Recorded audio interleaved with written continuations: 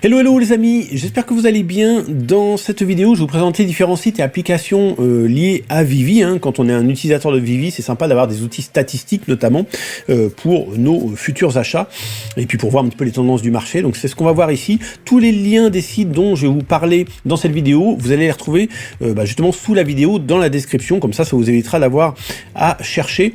Donc on commence par le premier site qui est un site officiel, c'est le blog de Vivi. Ici vous allez retrouver des statistiques sur des drops passés et puis sur des drops à venir.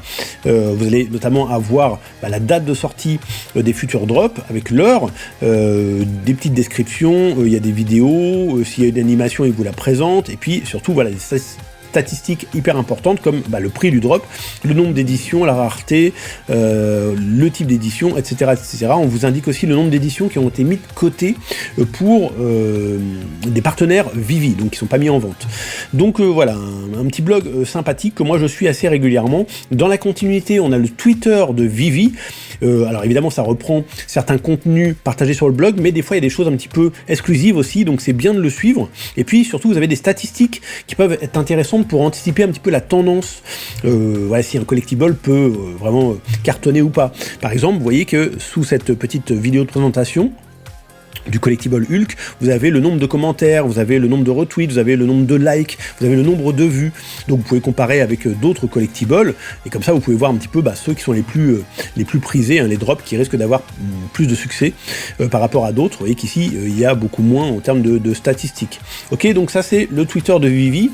Le troisième site très intéressant, un grand classique, c'est le NFT My NFT Tracker plutôt. Je ne vais pas m'étendre dessus parce que je vous ai déjà fait une présentation complète voilà, dans une vidéo dédiée, mais ici pour rappel c'est intéressant parce que ça répertorie tous les collectibles, tous les comics de Vivi avec des statistiques voilà, assez précises qu'on trouve pas forcément partout. Par exemple l'ATH, c'est-à-dire le prix le plus haut atteint par tel ou tel collectible, ou le prix le plus bas, et d'autres statistiques vraiment très pratiques. Et c'est aussi un site qui vous permet de gérer votre portfolio, donc c'est également assez sympa, plutôt que d'avoir à marquer tous vos achats sur une petite feuille volante ou même dans un petit bloc de texte. Là ici c'est vraiment bien foutu, ça vous permet comme ça de retrouver très rapidement vos collectibles, d'indiquer ceux qui ont été vendus, voilà, les nouveaux que vous avez achetés, et puis de voir un petit peu où vous en êtes en termes de balance d'investissement. Est-ce que vous êtes en positif, est-ce que vous êtes en négatif, etc., etc. Donc vraiment un grand classique, un indispensable. Quatrième site, le VVpedia.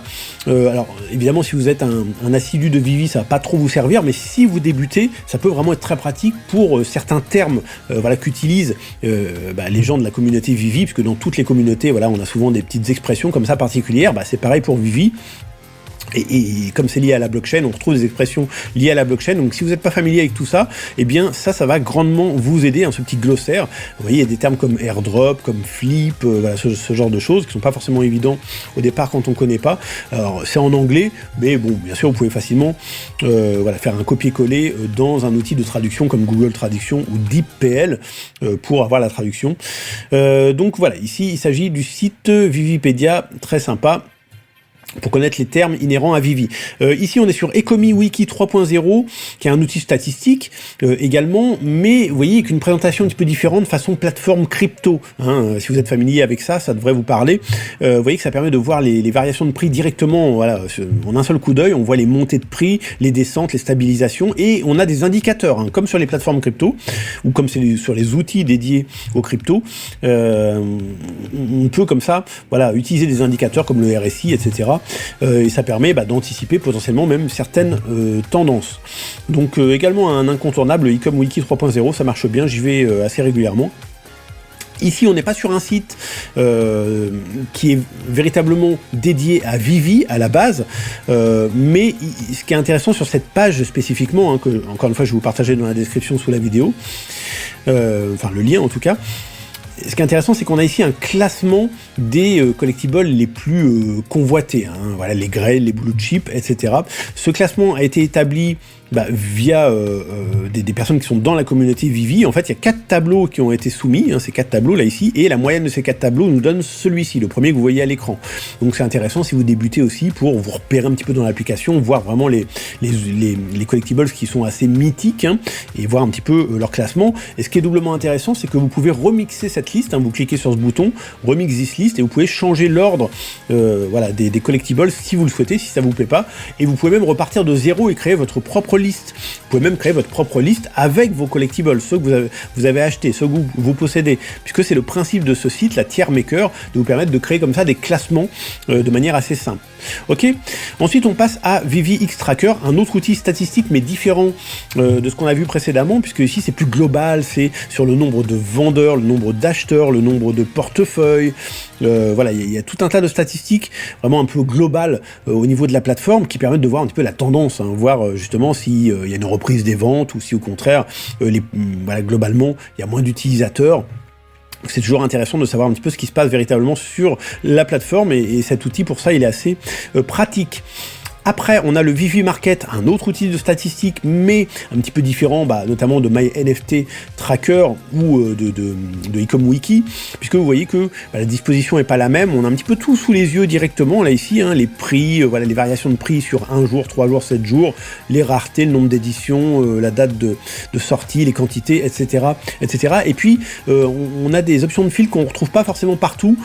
Par exemple, on peut trier par FE, première édition, par FA, première apparence, la con exclusive, voilà, différentes statistiques peuvent être intéressantes. On peut aussi évidemment utiliser le moteur de recherche, on peut choisir de voir uniquement les collectibles, uniquement les comics, voir uniquement les sets, trier par marque. Bref, donc un petit outil statistique assez simple mais assez pratique, hein. Et puis vous voyez que directement en page d'accueil, on a un petit peu comme on l'a vu tout à l'heure dans la liste de ici là, voilà, de Tier Maker. On voit également les grails, les collectibles les plus convoités, et tout de suite ça permet d'avoir une tendance un petit peu du marché, hein, global, voilà, en un seul coup d'œil. Donc assez sympa aussi le Vivi Market. Ensuite on a Vivi Rank. Alors ça, moi je m'en sers surtout pour les comics, parce que je suis pas, voilà, un fan de comics à la base, même si je projette d'en acheter, mais pour pas me planter, en fait, j'utilise ce site, puisqu'il répertorie notamment les top comics, et que, vous voyez, c'est classé, hein, par tiers S, tiers A, tiers B, etc., différentes catégories. On voit le nombre d'exemplaires tout de suite, et puis, ce qui est sympa, surtout, c'est les notes, parce que, voilà, ça, c'est très utile, ça permet de voir, voilà, premier costume noir, Extremely Low Mint, très rare. Ici publié en 1939, un comic très vieux et rare, probablement moins de 100 exemplaires qui existent. Bref, ça donne des indications quand on n'y connaît pas grand chose en comics, et ça permet comme ça de mieux se projeter. Également, ce qui est intéressant, c'est qu'il y a une liste ici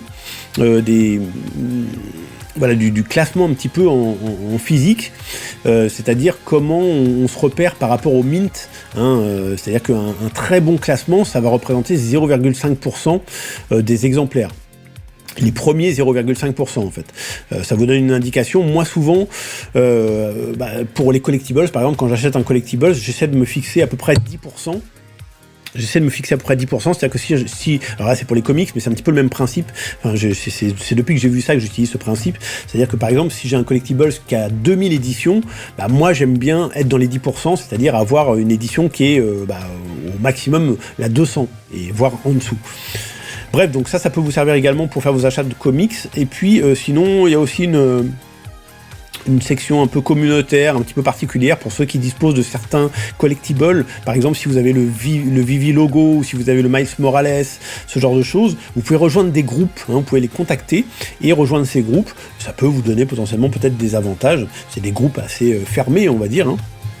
Ok, donc le Vivi Rank, bon, moi j'utilise surtout pour les comics.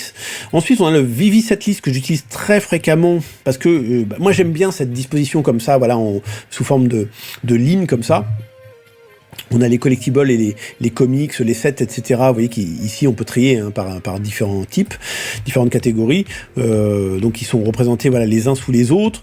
On peut cliquer sur les prix. Par exemple, si je clique sur prix, vous voyez que tout de suite ça m'indique les prix des moins chers aux plus chers. Après je peux revenir au prix des plus chers aux moins chers.